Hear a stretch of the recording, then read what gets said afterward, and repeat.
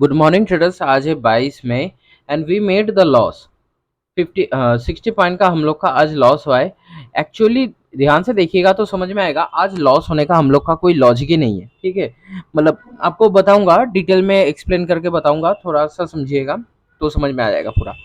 आज यहाँ पर हम लोग का बंदा अपना नो ट्रेड, यहाँ पर ट्रेड करता ही नहीं, लेकिन इनफैक्ट ये आज का जो सिनेरियो हुआ है ना, ये ऑलरेडी मेरा नोटबुक में लिखा हुआ है कि ऐसा दिन पे ट्रेड नहीं करना है, लेकिन फिर भी मैंने थोड़ा सा मतलब कर लेता हूँ। प्रॉफिट तो है पूरा महीने में थोड़ा बहुत, तो अगर कुछ हो जाए तो अच्छा है, ऐसा सोच साच के काम किया and we hit the loss. तो आज का लॉस का कारण क्या है, सबसे पहले एक बार देख लेंगे प्रीवियस डे के चार्ट को। क्या हुआ था, गैप डाउन में ओपनिंग एंड देन 100 में क्लोजिंग प्राइस को मार्केट ने हिट किया था गैप डाउन में। ठीक है, अब कहाँ का पर एसएल है वो भी एक बार देख लेते हैं। कहीं पर भी एसएल नहीं है।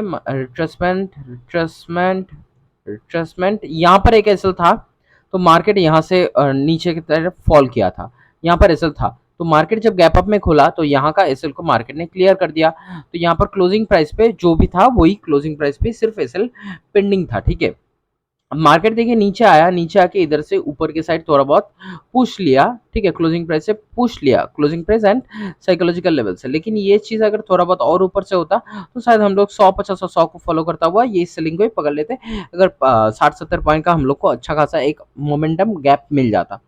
लेकिन मार्केट में वो तो हुआ नहीं, हुआ एक्चुअली यहाँ पर क्या कि मार्केट ने क्लोजिंग प्राइस को एंड सब कुछ को ब्रेक करके, प्रीवियस का लो को ब्रेक करके मार्केट नीचे के साइड फॉल करना शुरू किया। तो उसी टाइम पे मेरे को लगा कि यहाँ से एक बाइंग का पॉसिबिलिटी आ सकता है, क्योंकि जब 100 उतरा है तो 50 का जोन तक तो वो जाएगा ही वापस, है ना। यही चीज को मैंने कोशिश किया पकड़ने का। लेकिन अब देखिए मार्केट का कंडीशन दोनों अलग अलग होता है। ठीक है, हमेशा एक चीज को याद रखिएगा, अगर आप निफ्टी में ट्रेडिंग कर रहे हो तो आपको side by side parallel watching में कुछ घंटा नहीं देखने का जरूरत होता, दुनिया में कुछ देखने का जरूरत नहीं होता। अगर आप सिर्फ निफ्टी में ट्रेडिंग कर रहे हो तो सिर्फ निफ्टी में करो, कुछ एक्स्ट्रा कुछ नहीं लगता। लेकिन आप बैंक निफ्टी, फिन निफ्टी, कहीं पर भी ट्रेडिंग कर रहे हो ना, तो वहां पर आपको साइड में पैरेलल वॉचिंग में पूरा मेन इंडेक्स निफ्टी को देखना मैंडेटरी है। ठीक है, ये चीज को याद रखिएगा। तो यहाँ पर हम लोग को क्या दिख रहा है, एक चीज आप खुद बताइए, क्लोजिंग प्राइस का ब्रेकडाउन है, साइकोलॉजिकल लेवल का ब्रेकडाउन है, वो भी डायरेक्टली ब्रेकडाउन है। एक प्रीवियस डे का लो पॉइंट का जो प्रीवियस डे का जो लो है पीडीएल, उसका भी ब्रेकडाउन है। तो जब हर एक ये सारा चीज का ब्रेकडाउन होता है तो सेलर्स एक्टिव होते हैं, तो हम लोग बायर के तरीके से एक्टिव होने का कोशिश करते हैं। तो यहां से जब सेलर्स एक्टिव हो रहे हैं, है ना, तो अब चलते हैं निफ्टी में।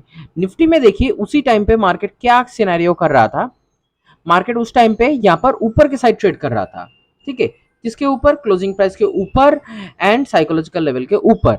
अब बोलिएगा तो यहाँ पर जब लो का ब्रेकडाउन हुआ है तो सेलर्स तो एक्टिव हो रहे हैं, है ना, तो यहाँ पर भी बाइंग आ सकता है। अब थोड़ा सा सोच के देखो भाई, हम लोग बैंक निफ्टी में कैसे करते हैं, अगर 200 एंड 250 प्लस पॉइंट का अगर गैप अप या गैप डाउन होता है तो market will hit this closing price.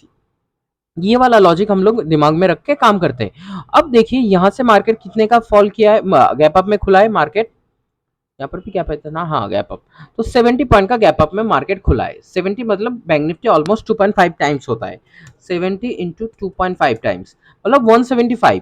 तो अगर बैंक निफ्टी में 175 पॉइंट का गैप अप या गैप डाउन होता है तो मार्केट क्या अपना क्लोजिंग प्राइस को हिट करना पॉसिबल नहीं होता है, बहुत आसानी से पॉसिबल होता है ना।